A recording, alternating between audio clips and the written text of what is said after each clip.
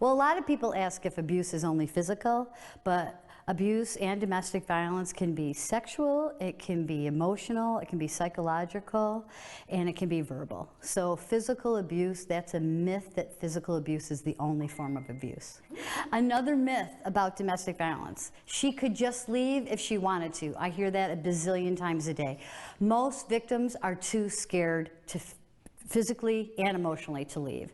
They may be physically isolated, they can be fear of losing their children, they could be in fear of losing their job, having financial support cut off, and sometimes they're just culturally prohibited from leaving or seeking help. Myth about domestic violence is that abuse is caused by drugs or alcohol or mental illness. Be clear, these situations can exacerbate an already violent situation, but they do not cause it. Another myth is that people think that the person who's being abused could do something to prevent it, and that is the farthest thing from the truth. This implies that the victim has some control over the situation, when in fact it is the abuser who has all of the control. And that's exactly what they want, to exert power and control over another person.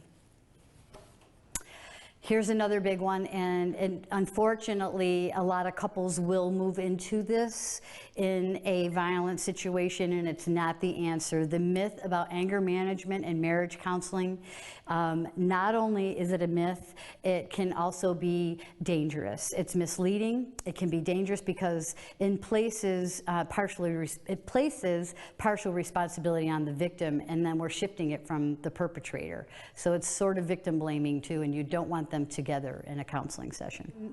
There's a lot of big myths. There's a lot of them to dispel. The most common myth is, why doesn't she just leave? And that's the myth that we struggle with, and we get that question a bazillion times a day. And the fact of the matter is, victims of domestic violence can't just leave. They have to escape, and they have to do it safely. And sometimes even staying in their home is part of the safety plan, because you have to get into the mind of your abuser.